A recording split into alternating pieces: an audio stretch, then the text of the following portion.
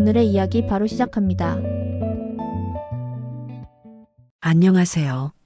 저는 경기도 수원에 살고 있는 50세 이미선이라고 합니다. 이번 추석에는 친정에도 좀 들러라는 제 간절한 부탁에 남편이 이렇게 소리쳤어요. 친정에 뭐하러 가? 친정 엄마 입원하셨는데 아무것도 못하시잖아.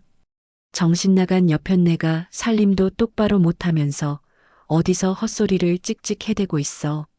그렇게 제 25년 시집살이에 활용점정을 찍던 그 명절날, 저는 굳게 다짐했습니다. 그에게 명절의 진정한 의미를, 그리고 이혼의 무서움을 뼈저리게 가르쳐 주기로요.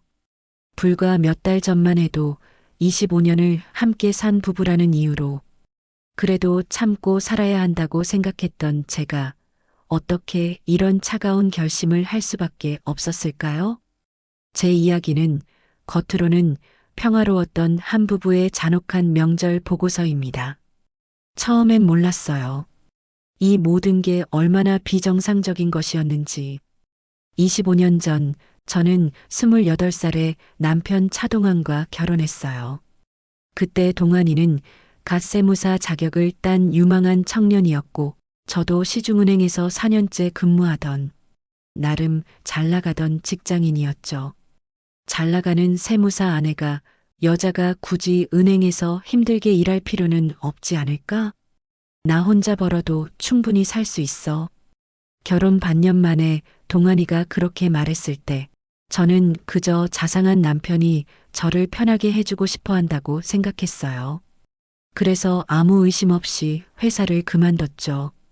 그리고 그 시절만 하더라도 결혼한 여자가 직장을 그만두게 비교적 흔한 모습이었어요. 요즘 시대랑은 분위기가 많이 달랐죠. 아이들이 태어나고 동환이의 세무사 사무실도 자리를 잡아가면서 우리 생활은 안정적이었어요. 매월 시부모님께 150만 원씩 용돈 드리는 것도 당연한 일이라고 생각했고요. 우리 부모님 연세도 많으시고 아들인 내가 당연히 모셔야지. 그런 동환이의 말에 고개를 끄덕였어요. 효자 남편을 둔 게 자랑스럽기까지 했거든요. 하지만 명절이 오면 기분이 이상했어요. 늘 시댁에서만 보내야 했거든요. 추석엔 친정에도 들러요라고 한두 번 말해봤지만 동환이는 항상 이렇게 답했어요. 시댁 일도 바쁜데 어딜 또 가려고 그래? 명절은 원래 시댁 먼저지. 처음에는 그러게 시댁이 우선이겠지 하고 넘어갔어요. 하지만 해가 갈수록 그 서운함이 점점 커졌어요. 특히 친정 어머니가 미선아 명절에 얼굴 보기가 어렵네라고 하실 때면 가슴이 먹먹했어요. 죄송해요 엄마. 시댁 일이 너무 바빠서 변명 아닌 변명을 할 때마다 왜 이렇게 서글픈지 몰랐어요. 그런데 정말 이상한 건 제가 친정 부모님께 용돈이라도 좀 드리려고 하면 남편이 꼭 뭐라고 했다는 거예요. 우리도 여유롭지 않은데 왜 자꾸 돈을 쓰려고 해? 우리 집이랑 우리 부모님한테도 들어갈 거리가 얼마나 많은데. 그렇게 말하면서 친정에는 명절 때도 10만 원, 20만 원 정도만 드릴 수 있었어요. 시댁에는 매월 150만 원씩 드리면서 말이에요. 시어머니도 점점 저를 대하는 태도가 달라지는 것 같았어요. 얘야, 설거지 아직도 안 했니? 아, 저런 건 째깍째깍 좀 치워야지. 집안꼴이 이게 뭐냐? 네, 어머니. 제가 시집 오던 날 이후로 집안일은 손도 대지 않는 시어머니는 하루 종일 쓸고 닦는 저에게 더더욱 엄격해지기만 하셨어요. 명절 때면 온 집안일이 다 제 몫이었어요. 동환이는 동생들과 둘러앉아서 화투만 치고 시누이들은 아이들 돌본다고 바쁘다고 하고 혼자서 20명 넘는 사람들 음식을 준비하고 설거지하고 정리하는 게 당연한 일이 되어버렸죠. 그럴 때마다 왜 나만 이렇게 해야 하지? 라는 생각이 들었지만 바로 이런 생각도 했어요. 그래도 25년을 함께 살아온 가족인데 이 정도는 해야지. 내가 며느리니까. 지금 생각해보면 그때부터 이미 균열이 시작되었던 거예요. 저는 그저 서운함이라고 생각했지만 사실은 부당한 차별이었던 거죠. 하지만 그때는 정말 몰랐어요. 이게 시작에 불과했다는 걸. 왜 그때 눈치채지 못했을까요? 점점 더 노골적으로 변해가는 차별을. 결혼 10년이 지나면서 동환이의 태도는 더욱 확고해졌어요. 아니, 확고해졌다기보다는 처음부터 그랬던 건지도 모르겠어요. 제가 모르고 있었을 뿐이었던 거죠. 올해는 친정에도 한번 들러봐요. 어느 추석 전에 제가 조심스럽게 말을 꺼냈어요. 그때까지만 해도 저는 여전히 부탁을 하고 있었거든요. 또 그 소리야? 우리 엄마가 혼자서 추석 준비 다 하시는데 며느리가 어디 놀러 가겠다고? 놀러 간다고. 그 말을 들었을 때 가슴이 철렁했어요. 놀러 가는 게 아니라 명절 인사를 드리러. 인사는 전화로도 할 수 있잖아. 괜히 시간 낭비하지 말고 우리 엄마 도와드려. 그때부터였어요. 동환이가 친정을 시간 낭비라고 표현하기 시작한 게 시어머니도 점점 노골적이 되어 갔어요. 얘야, 너 친정에서 뭘 배웠니? 김치도 이렇게 짜게 담그고. 얘야, 시집 와서 몇 년이 됐는데 아직도 우리 집 입맛을 모르겠어? 친정에서는 이런 것도 안 가르쳐 줬나? 친정을 무시하는 말들이 하나둘 늘어갔어요. 처음에는 그냥 농담인 줄 알았는데 점점 진심이라는 걸 깨닫게 됐죠. 그런데 정말 힘든 건 동안이었어요.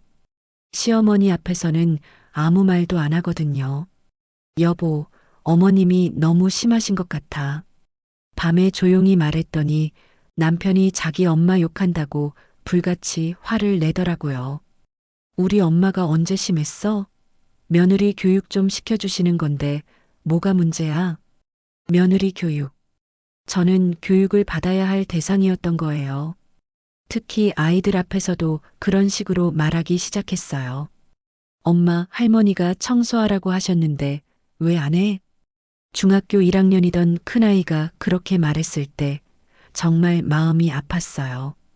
아이까지 그런 시각으로 저를 보게 되는 거구나 싶어서요. 할머니 말씀 잘 듣고 엄마도 할머니께 잘해야 한다. 남편이 아이들에게 그렇게 가르치는 모습을 보면서 이 집에서 제 위치가 어디인지 확실해졌어요. 아이들 교육비 얘기가 나올 때도 마찬가지였어요. 학원비가 너무 많이 나가는데 좀 줄여야겠어. 그러면서도 시댁 용돈 150만 원은 그대로였어요. 한 번도 줄인 적이 없었죠. 시부모님 용돈도 좀. 그건 다른 문제야. 부모님 모시는 건 당연한 거고 아이들 교육은 사치스럽게 하면 안 되는 거지. 제가 친정에 10만 원 보내는 것도 사치라고 하던 사람이 그런 말을 하더라고요. 그때쯤부터 친정 어머니께서 자주 아프시기 시작했어요. 당뇨가 심해지셔서 병원에 자주 가셔야 했는데 엄마 병원비 좀 도와드리면 안 될까? 우리도 아이들 키우느라 바쁜데 왜 자꾸 그런 소리를 해? 당신 언니는 뭐 해? 우리 언니도 각자 살기 바쁜데 저만 여유 있는 줄 아시나 봐요. 그럼 내가 파트타임이라도 해서 세무사 아내가 나가서 일을 해? 체면이 말이 안 되잖아. 모든 게 알량한 본인 자존심 기준이었어요. 시댁 용돈은 체면 때문에 줄일 수 없고 제가 일하는 것도 체면 때문에 안 되고 친정 돕는 것은 아깝고 사치고. 그런데 가장 가슴 아팠던 건 친정 아버지가 돌아가셨을 때였어요. 갑작스럽게 심장마비로 돌아가셨는데 장례식 준비하면서 정말 힘들었어요. 그때 동환이가 한 말이 3일장 꼭 해야 해? 요즘은 화장하고 간단히 하는 집도 많은데 비용 때문에 그런 소리를 하더라고요. 시아버지 돌아가셨을 때는 그런 소리 한 번도 안 했으면서요. 그때 정말 깨달았어요. 이 사람에게 제 친정은 정말 남의 일이구나. 여러분은 어떻게 생각하세요? 25년을 함께 살면서 이런 차별이 당연한 건가요? 그날이 정말 마지막이었어요. 제 인내심의 한계가 터져버린 그 순간 말이에요. 지난 추석 한 달 전쯤이었을 거예요. 친정 어머니께서 갑자기 쓰러지셔서 병원에 입원하게 되셨어요. 당뇨 합병증으로 상태가 안 좋으셨던 거죠. 엄마가 입원하셨어. 상태가 안 좋아. 친정 언니한테서 급한 전화가 왔을 때 저는 정말 가슴이 무너지는 줄 알았어요. 여보, 엄마가 입원하셨대. 병원 가봐야겠어. 지금, 오늘은 우리 엄마가 감기 기운이 있어서 병원 모셔다 드려야 하는데, 시어머니 감기와 친정 어머니 입원이 같은 급이라고 생각하나 봐요. 그럼 내일이라도. 내일은 우리 엄마 정기검진 날이야. 다음 주나 아니면 나중에 가면 안 돼? 뭐 죽는 병도 아니잖아. 다음 주에. 입원한 환자를 다음 주에 보러 가라고 하더라고요. 그래도 저는 참았어요. 25년 동안 그렇게 바보처럼 살아왔으니까요. 며칠 후 친정 어머니 상태가 조금 나아지셨다는 소식을 듣고 안도했는데 이번엔 시어머니가 부엌에서 칼에 손가락 끝을 살짝 베이셨어요. 엄마, 괜찮아요? 밴드 하나면 될 정도의 작은 상처였는데 시어머니와 큰아들인 남편은 난리가 났어요. 아이고, 피가 나네 아들. 엄마 어떻게 하지? 남편도 마치 큰일이라도 난 것처럼 야단법석이었어요. 엄마, 빨리 병원 가서 봐야겠어. 파상풍 주사도 맞으시고. 그런데 바로 그때 추석이 일주일 앞으로 다가온 시점에서 제가 말을 꺼냈어요. 여보, 이번 추석에는 친정에도 좀 들러. 엄마 퇴원하신 지 얼마 안 되어서. 그 순간 동환이의 얼굴이 확 변하더라고요. 지금 무슨 소리야? 엄마가 병환이 크시잖아. 지금 그깟 당뇨 좀 있는 거 가지고 유세 떨 때야? 우리 엄마 지금 손가락에서 피나잖아. 피나서 혼자서 아무것도 못 하시잖아. 손가락 끝 살짝 베인 걸로 아무것도 못 한다고. 친정 어머니는 입원까지 했는데 말이에요. 엄마 상태가 심각했잖아. 그때 동환이가 내뱉은 말들을 저는 평생 잊지 못할 거예요. 그깟 시골 병원이 뭐가 급해? 시집 와서 며느리가 되어가지고는 대체 어디부터 챙기는 건지 모르겠네. 어휴 진짜 어떻게 결혼한 지 25년이 지나도록 아직도 정신을 못 차리나? 정신 나간 여편네가 살림도 똑바로 못하면서 어디서 헛소리를 찍찍 해대고 있어. 야, 밥만 축내면서 집안 사정도 모르고. 여자들은 정말 철이 없어. 자기 본분이랑 집안일 우선순위도 모르는 게 엄마 노릇을 하고 있으니 애들이 걱정이야. 한마디 한마디가 제 가슴에 비수처럼 박혔어요. 25년 동안 쌓였던 모든 분노와 서러움이 한꺼번에 치솟아 올랐어요. 하지만 제가 뭐라고 했는지 아세요? 휴, 그만해 알겠어. 그냥 바보처럼 고개를 끄덕였어요. 25년의 습관이었거든요. 그날 밤 아이들이 잠든 후에 저는 혼자 앉아서 생각했어요. 나는 지금까지 뭘 하며 산 거지? 25년 동안 시댁에 용돈으로만 수억 원에 가까운 돈을 쏟아부었어요. 친정에는 고작 10만 원 보내는 것도 눈치를 봐야 했고요. 25년 동안 명절 때마다 시댁에서만 보내면서 혼자 모든 집안일을 했어요. 친정에는 한 번도 제대로 가지 못했고요. 그동안 며느리 교육이라는 이름으로 무시당하고 업신여김 당했어요. 제 인격은 짓밟혔고 제 가족은 무시당했어요. 심지어 이제는 제 어머니가 큰 병을 앓으시는데도 시골 병원이 뭐가 급하냐고 하는 남편과 살고 있었어요. 그 순간 깨달았어요. 이 사람은 나를 사람으로 보지 않는구나. 아니, 처음부터 그랬던 건지도 몰라요. 제가 너무 순진했던 거겠죠. 그날 밤 저는 결심했어요. 이제 진짜 끝이라고. 더 이상은 참을 수 없다고. 25년을 참고 살았지만 이제 제 인생을 되찾을 거라고. 남편은 그날 밤 코를 골며 잠들어 있었어요. 자신이 얼마나 잔인한 말을 했는지도 모른 채로요. 하지만 저는 잠이 오지 않았어요. 머릿속으로 계획을 세우고 있었거든요. 제가 느꼈던 이 모든 서운함과 비참함을 되갚아줄 계획을 말이에요. 그때부터 제가 달라지기 시작했어요.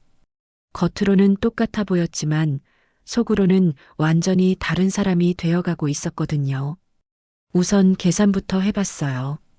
정확히 얼마나 차별받았는지 말이에요. 25년 동안 시댁에 들인 돈 매월 150만 원씩 12개월, 25년이면 4억 5천만 원. 25년 동안 친정에 들인 돈 명절 때마다 겨우 10-20만 원. 다 합쳐봐야 몇백만 원. 계산기를 두들기면서 이 숫자를 보고 있으니까 정말 어이가 없더라고요. 내가 이렇게 바보였구나. 그 다음엔 증거 수집을 시작했어요.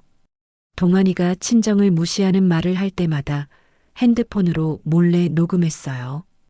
그깟 시골 병원 좀 다니는 게 뭐가 그리 급해? 친정은 시간 낭비야.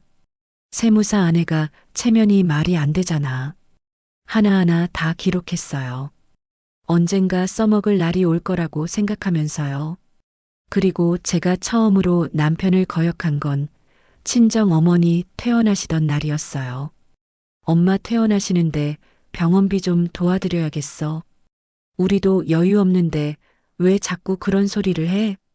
그럼 적금 깨서라도. 적금을 왜 깨? 그 돈은 애들 교육비인데. 그때 제가 처음으로 목소리를 높였어요. 25년 동안 시댁 용돈으로만 4억 넘게 쓴 거 알아? 동환이가 깜짝 놀라더라고요. 제가 이런 소리를 한 번도 안 했거든요. 그건 부모님 모시는 내가 당연히. 그럼 내 부모님은 부모가 아니야? 그건 다른 문제지. 시집 왔으면 시댁이 우선인 거 몰라? 왜 시댁이 우선이어야 해? 법적으로는 똑같은 배우자 부모인데?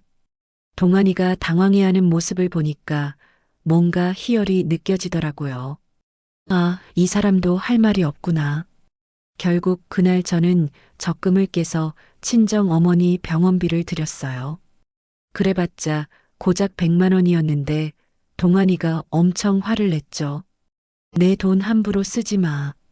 내 적금인데 왜 당신 돈이야? 누가 벌어다 준 돈인데. 그럼 25년 동안 내가 집안이라고 애들 키운 건 돈으로 환산하면 얼마야? 뭐, 살림도 똑바로 못하면서 밥이나 축내는 주제에 뭐, 돈?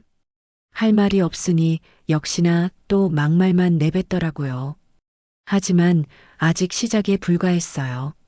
며칠 후에 저는 또 다른 행동을 했어요.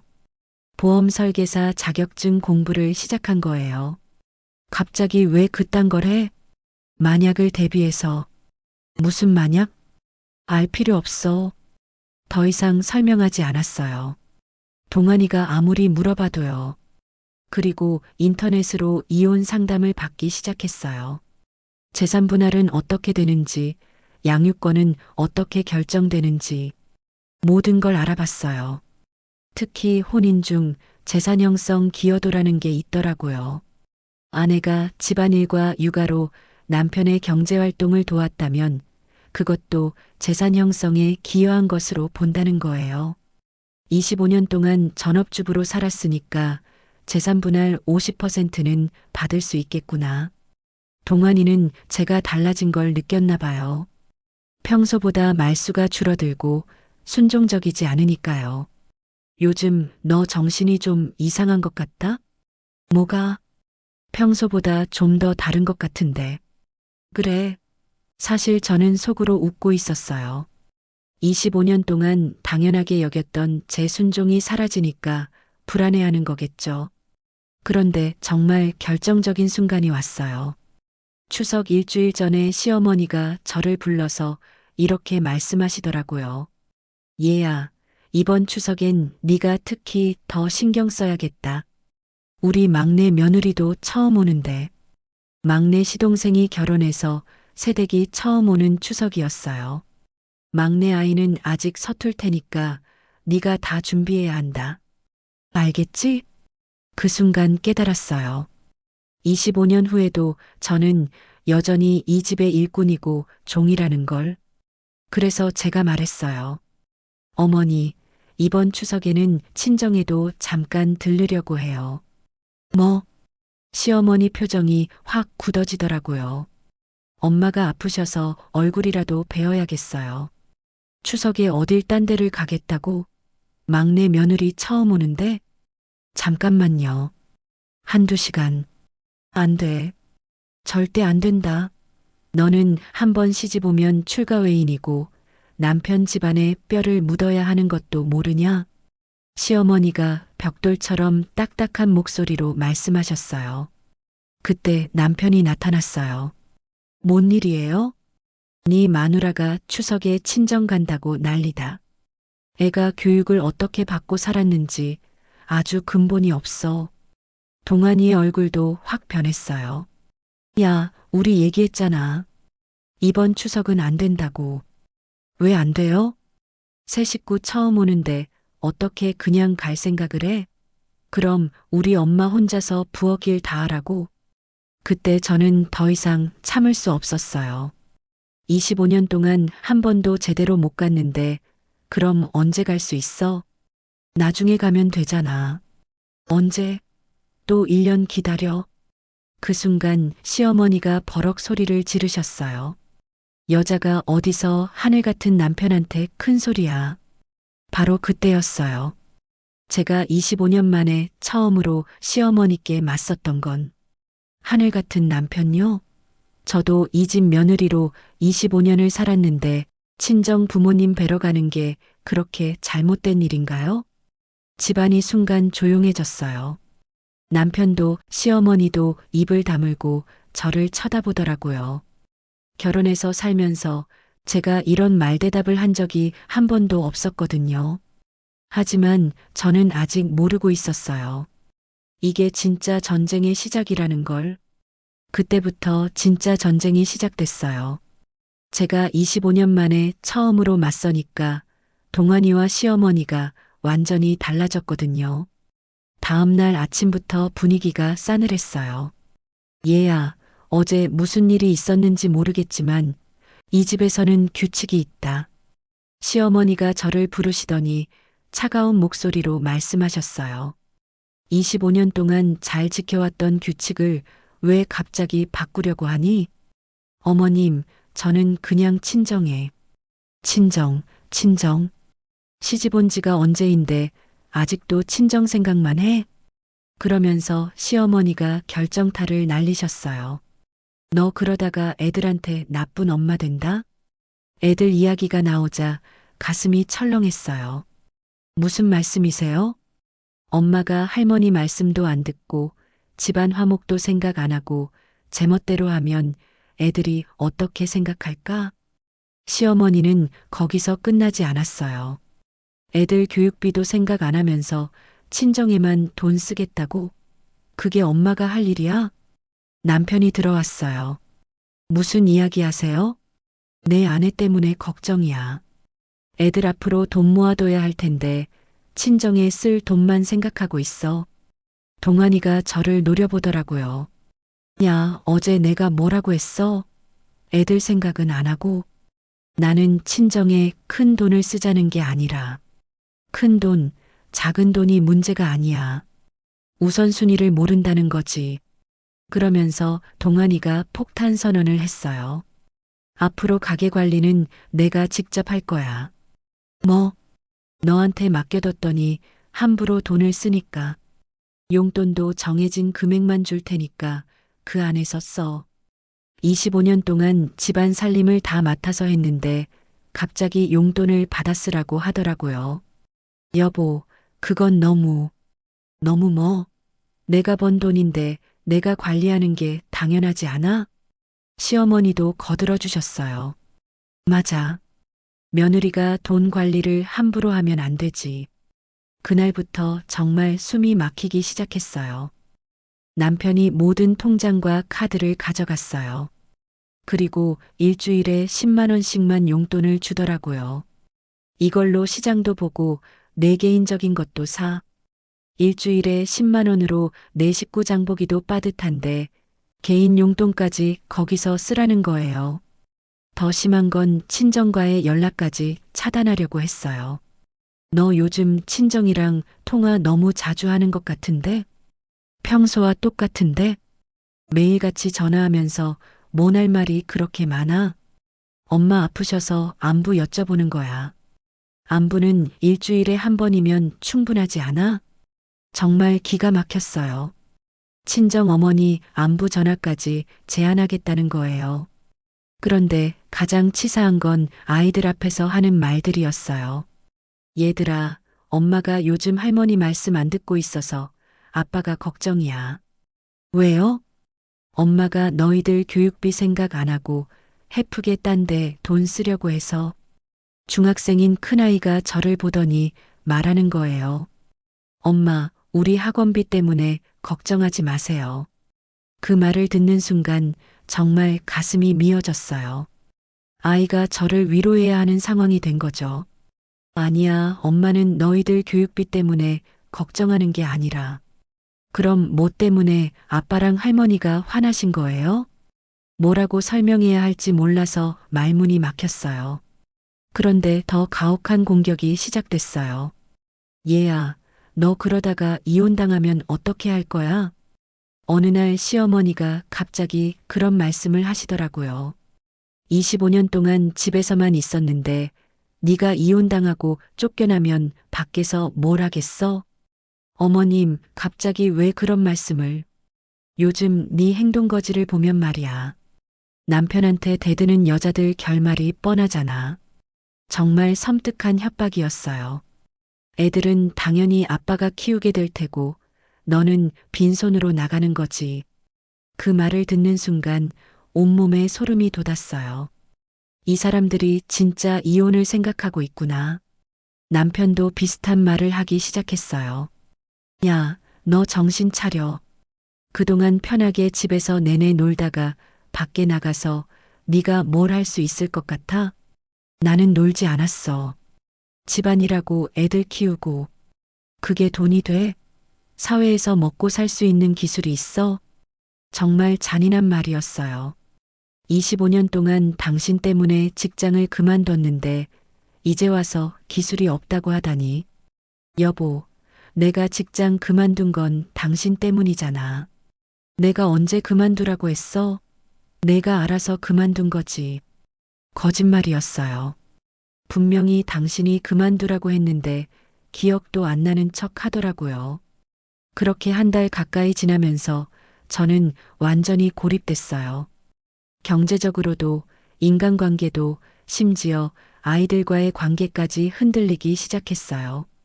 하지만 그들은 몰랐어요. 제가 이미 준비를 시작했다는 걸. 보험 설계사 시험은 비밀리에 접수해뒀고 이혼 관련 법률 공부도 계속하고 있었어요. 그리고 가장 중요한 건 제가 분노를 에너지로 바꾸고 있었다는 거예요. 좋아, 끝까지 가보자. 누가 이기나. 긴 결혼 생활 동안 순종하며 살았던 이미선은 죽었어요. 이제 새로운 이미선이 시작될 차례였죠. 그런데 저도 만만한 상대가 아니었어요. 25년 동안 참고 살았다고 해서 바보가 된 건 아니거든요. 일주일에 10만 원 용돈으로 살라고? 좋아요. 그럼 저도 제 방법이 있었어요. 사실 보험 설계사 공부는 그때부터 시작한 게 아니었어요.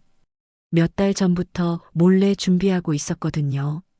아이들이 학교 간 사이, 남편이 사무실에 간 사이, 새벽에 모든 사람이 잠든 사이. 정말 쪼개고 쪼개서 시간을 만들어서 공부했어요. 25년 만에 다시 펜을 잡고 책을 읽는 게 쉽지 않더라고요. 처음에는 한 페이지 읽는 것도 힘들었어요. 3개월 동안 밤잠을 줄여가며 공부해서 드디어 시험에 합격했어요. 여보, 나 보험 설계사 자격증 땄어. 뭐? 언제 그런 공부를 했어? 틈틈이 했지. 이제 일 좀 해볼까 해서. 안 돼. 세무사 아내가 보험 판매를 해. 남편 창피하게 말이야. 내 체면은 생각도 안 하지. 체면? 용돈 10만 원 주면서 체면을 말해? 그때 처음으로 남편이 말문이 막히는 걸 봤어요. 얼마 뒤 저는 인터넷 블로그 50대 아줌마의 재기일기를 시작했어요. 제 이야기를 솔직하게 적었더니 반응이 폭발적이었어요. 첫 달에는 고작 5건, 수수료 50만 원. 두 번째 달에는 15건으로 200만 원을 벌었어요. 세 번째 달에는 500만 원을 벌었어요. 블로그 구독자가 1만 명을 넘어서면서 보험 상담 요청이 폭주했거든요. 이제 당신이 주는 그 용돈 그만 받을게. 뭐? 남편이 당황하며 저를 이리저리 훔쳐보는 모습이 보였어요. 이제 저를 경제적으로 통제할 수 없게 됐으니까요. 그런데 그때부터 남편이 정말 치사한 공격을 시작했어요. 야, 너 요즘 컴퓨터 앞에만 붙어 있으니까 애들 관리가 안 되잖아. 뭐가 안 돼? 큰애 중간고사 성적 봤어? 수학 점수 또 떨어졌잖아. 그건 너 때문이야. 엄마가 집중 안 하고 딴짓하니까 애들이 불안해하는 거야. 정말 기가 막혔어요. 그동안 저 혼자 아이들 뒷바라지 다 했는데 이제 와서 제 탓이라고 하다니. 시어머니도 가세하셨어요. 그래. 애들이 요즘 표정이 안 좋더라. 엄마가 집에 있으면서도 마음은 딴 데 가 있으니까.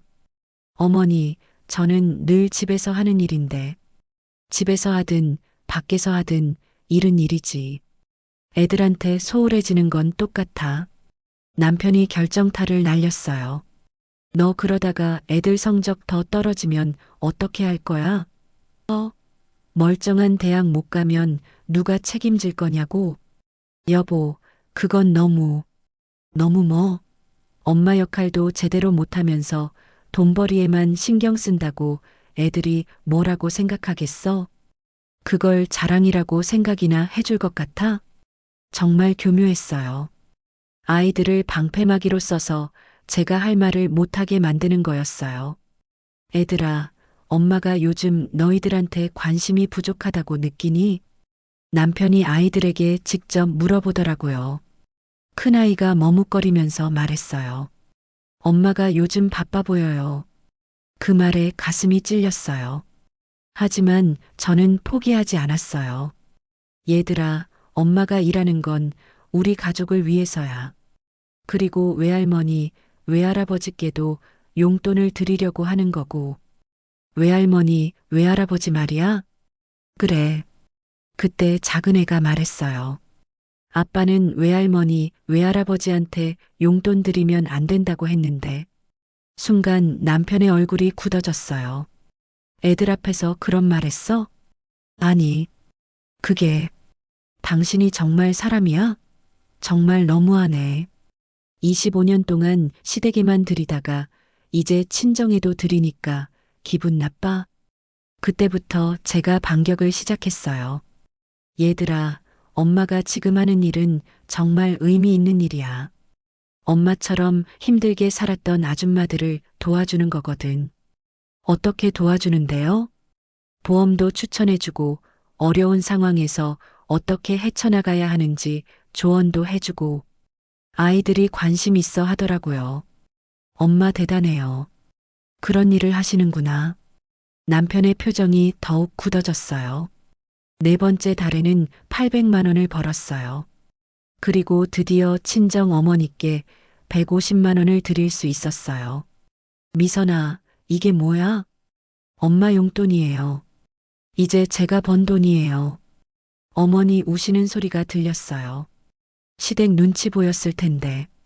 우리 딸 너무 고마워. 하지만 남편과 시어머니의 반격은 더욱 거셌어요. 야, 너 지금 뭐 하는 거야? 내 허락도 없이? 내가 번 돈인데 왜 당신 허락이 필요해? 부부 재산은 공동 재산이야. 그럼 당신이 25년 동안 시댁에 쓴 돈도 내 허락 받았어야 하는 거 아니야? 5번째 달 저는 드디어 1,000만 원을 벌었어요. 그날 밤 남편이 저에게 와서 말하더라고요. 미선아, 우리 이야기 좀 하자. 뭔 이야기? 너 나랑 정말 이혼할 거야? 처음으로 남편이 불안해하는 모습을 보였어요. 나는 아직 이혼 이야기 꺼낸 적 없는데? 그럼 왜 이렇게 하는 거야? 25년 동안 참고 살았으니까. 처음으로 내가 원하는 대로 하는 거야. 그때 남편이 처음으로 난처한 표정을 저에게 지었어요.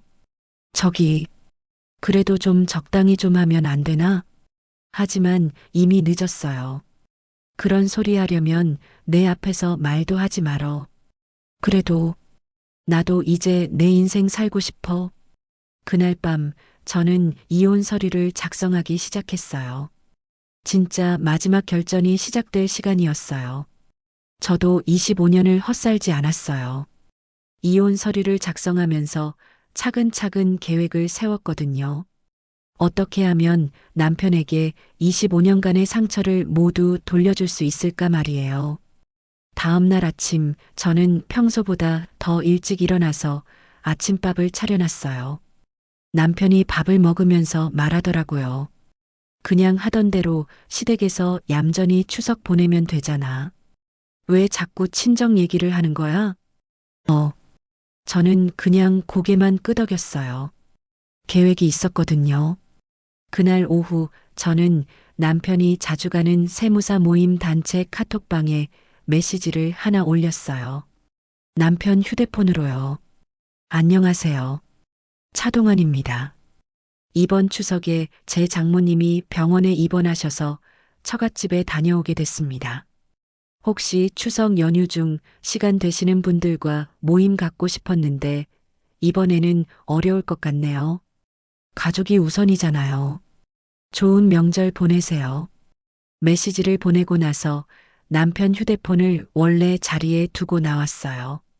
저녁에 남편이 집에 돌아왔을 때 휴대폰에 메시지가 여러 개 와 있더라고요. 형님 대단하세요. 역시 가족 생각이 최우선이시네요. 아내분 친정도 챙기시고 진짜 좋은 남편이시네요.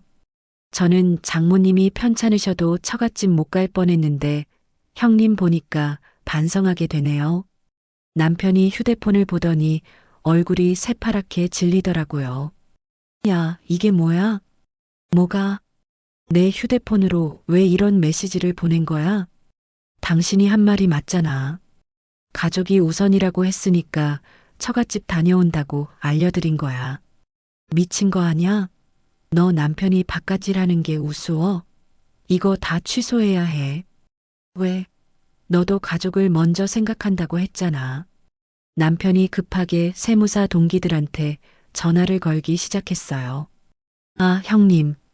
아까 메시지가. 아니, 그게 아니고. 그런데 전화 받은 동기가 뭐라고 하는지 다 들렸어요. 아, 동환아. 너 정말 좋은 남편이구나. 우리도 처갓집 좀 신경 써야겠어. 처제분도 고마워하시겠다. 남편이 전화를 끊고 저에게 버럭 소리를 질렀어요. 미쳤어? 네 말 그대로 하는 거야. 가족이 우선이라고 했잖아. 그때 시어머니가 오셔서 무슨 일이냐고 물으셨어요. 어머님, 이번 추석에는 친정에도 들러볼게요. 엄마가 퇴원하신 지 얼마 안 되셔서요. 뭐? 갑자기 왜? 남편도 가족이 우선이라고 했어요. 시어머니와 남편이 서로 눈빛을 주고받더라고요. 얘야, 그럼 우리 집 추석 준비는 어떻게 할 거냐? 새벽 4시에 일어나서 다 준비해 드릴게요. 그리고 친정 다녀와서도 저녁 준비 도와드릴게요. 사실 저는 그때까지도 양보하려고 했어요. 바보처럼 종년처럼 시댁 일도 다 하고 친정도 가겠다고요. 그러자 또 남편이 버럭 소리를 질렀어요. 지금 나랑 우리 엄마를 갖고 노는 거야? 갖고 논다니? 나는 진심이야. 25년 동안 한 번도 이런 적 없었으면서 갑자기 왜 이래? 엄마가 아프셨잖아. 우리 엄마도 손 다치셨어. 그때 제가 처음으로 이렇게 물어봤어요. 당신 목숨의 비용이 얼마인지 알아? 뭐? 우리 엄마 입원비가 하루에 30만 원이었어. 11일 입원해서 330만 원이 나왔어. 남편이 갑자기 조용해졌어요. 시어머님 손가락 밴드 값은 500원이었어. 시어머니 얼굴이 빨갛게 달아올랐어요. 500원짜리 밴드와 330만 원짜리 입원비가 똑같다고 생각해? 그런 게 아니라. 아니면 내 어머니 목숨이 시어머님 손가락보다 가벼워? 미선아, 너 지금 25년 동안 시댁에 들인 돈이 총 4억 5천이 넘어. 친정에 들인 돈은 다 합쳐봤자 고작 500만 원이 안 된다고. 남편과 시어머니가 완전히 말문이 막혔어요. 내 어머니 목숨이 시어머님 손가락의 90분의 1밖에 안 된다면 내가 받은 사랑도 90분의 1이었겠네. 그러자 남편이 처음으로 당황한 목소리로 말했어요. 아니, 미선아, 우리 이야기 좀 따로 하자. 따로 할 이야기는 없어. 이번 추석에는 친정 갈 거야. 난 같이 못 가. 기대도 안 했어. 제가 너무 담담하게 대답하니까 남편이 더 당황하더라고요. 진짜 안 가면 어떻게 할 거야? 혼자 가지. 25년 동안 혼자 살았는데 하루 혼자 가는 게 뭐가 어렵겠어. 그날 밤 남편은 한잠도 못 잤어요. 계속 뒤척이면서 저를 쳐다보더라고요. 하지만 저는 모른 척 남편을 외면했어요. 기분 좋게 고소한 느낌이었어요. 저는 처음으로 편안하게 잠들었어요. 그날은 25년 만에 처음으로 제가 주도권을 잡은 기분이었거든요. 추석 당일 아침 제가 말했던 대로 4시에 일어났어요. 약속대로 시댁 차례상을 다 차렸어요. 전 부치고 나물 무치고 갈비찜 만들고 25년 동안 해왔던 그 모든 일을 그날도 역시 혼자서 다 했어요.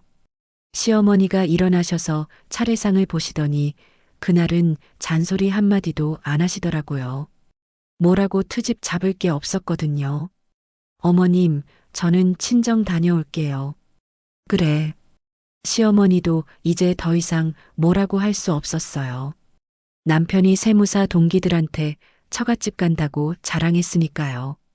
남편은 아침부터 잔뜩 찌푸린 얼굴로 아무 말도 안 했어요. 갈 거면 너 혼자 가. 알았어. 차를 몰고 친정으로 향했어요. 25년 만에 처음으로 추석날 친정에 가는 거였어요. 혼자 가는 길이었지만 마음이 너무나 설레었어요. 심지어 도로에 차가 막히는 것조차도 너무나 신나는 일처럼 느껴졌어요. 친정에 도착했을 때 현관문이 열리면서 친언니가 뛰어나왔어요. 미선이, 정말 미선이야? 친언니는 시집을 안 가셨거든요. 부모님을 모시면서 혼자 사시는데 명절 때마다 혼자 부모님과 시간을 보내셨어요. 언니, 나야 미선이. 어머, 25년 만에 추석날 우리 미선이가 오다니. 언니가 제 손을 잡고 펄펄 뛰시더라고요. 정말 어린애처럼 기뻐하시면서요. 엄마, 아빠, 미선이 왔어요. 우리 미선이가 추석날 왔어요. 어머니께서 방에서 나오시더니 저를 보자마자 눈물을 흘리셨어요. 미선아, 정말 왔구나. 엄마, 죄송해요. 어머니가 안경을 벗으시고 눈물을 닦으시더라고요. 우리 막내딸, 결혼 후에는 처음인 것 같구나. 언니가 제 팔을 끌면서 말하시더라고요. 미선아, 나 얼마나 기다렸는지 알아? 명절 때마다 엄마 아빠랑 셋이서만 있으니까 얼마나 쓸쓸했는데. 언니 미안해요. 이제부터는 매년 올게요. 정말? 시댁에서 허락을 해주든? 걱정 마. 이제는 내가 결정하는 거야. 친정에서 25년 만에 제대로 된 명절을 보냈어요. 미선아, 앉아있어. 언니가 다 할게. 너는 오늘 손님이야. 아무것도 하지 마. 고맙게도 언니가 혼자 모든 준비를 다 해줬어요. 오후에 시댁으로 돌아갔을 때 집 안 분위기가 싸늘했어요. 남편은 소파에 앉아서 TV만 보고 있었고 시어머니는 방에 들어가 계시더라고요. 다녀왔어. 남편이 대답도 안 하더라고요. 저도 역시 쳐다보지도 않고 방으로 들어갔어요. 이제 그런 차가운 분위기가 무섭지 않았거든요. 그런데 1시간 후쯤 남편이 방문을 벌컥 열더니 뭔가를 들고 들어왔어요. 제가 화장대 서랍에 넣어둔 이혼 서류였어요. 당신, 이게 뭐야? 남편의 얼굴이 하얗게 질려 있더라고요. 보는 대로야.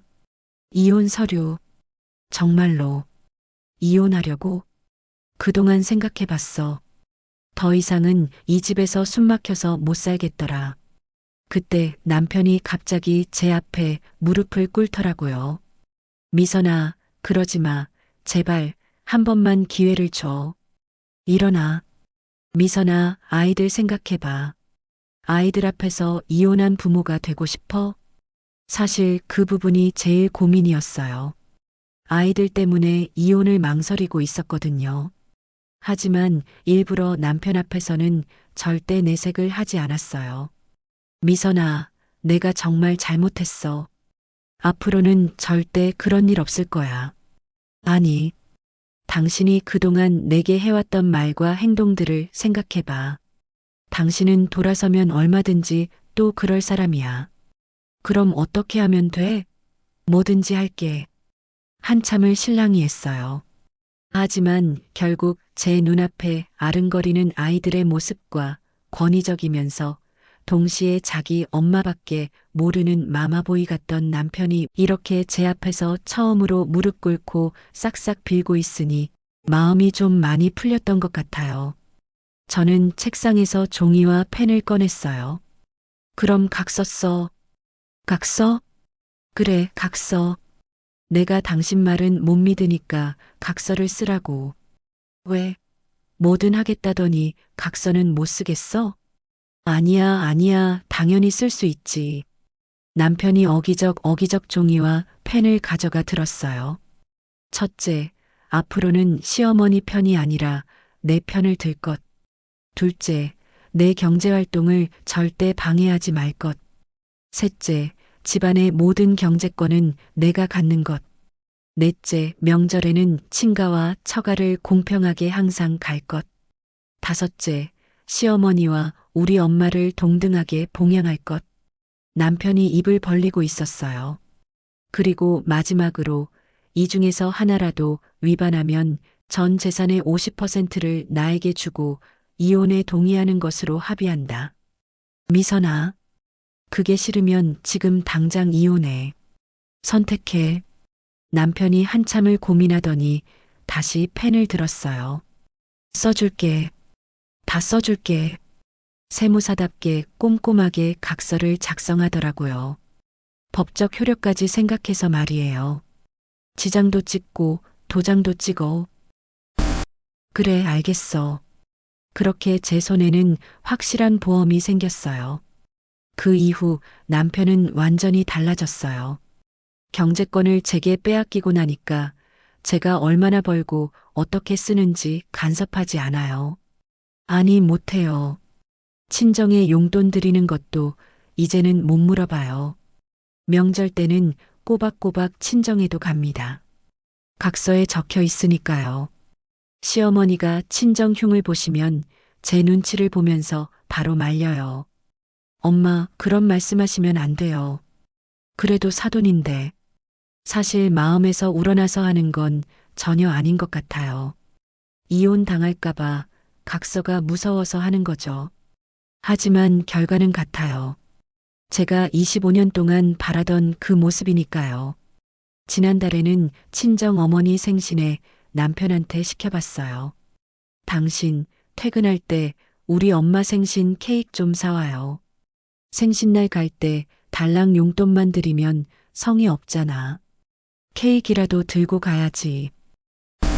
그래, 알았어. 여전히 시어머니께 하는 것만큼 정성스럽지는 않아요. 하지만 최소한 공평하게는 해요. 아이들도 이제는 할아버지, 할머니를 똑같이 챙깁니다. 아빠가 그렇게 하니까 자연스럽게 따라하는 거죠. 친언니는 이제 명절 때마다 우리 매제라고 부르면서 좋아하세요. 매제, 고마워요. 우리 미선이 요즘 행복해 보이네요. 남편은 요즘 제 눈치만 봅니다. 각서 위반해서 자린고비처럼 모은 재산 뺏기고 이혼당할까봐 아주 전전긍긍하면서 살아요. 가끔 답답해하는 것 같기도 하지만 그래도 각서는 철저히 지켜요. 세무사라서 그런지 계약서의 무서움을 잘 알거든요. 어제 친언니가 전화하셨어요. 미선아, 너 정말 잘했다. 25년 참은 것도 대단하지만 그걸 바꾼 용기가 더 대단해. 네, 맞아요. 때로는 참는 것보다 요구하는 게 더 나은 선택일 수도 있어요. 지금 남편이 진심으로 저를 사랑해서 그러는 건지는 모르겠어요. 하지만 최소한 저를 존중하고 있어요.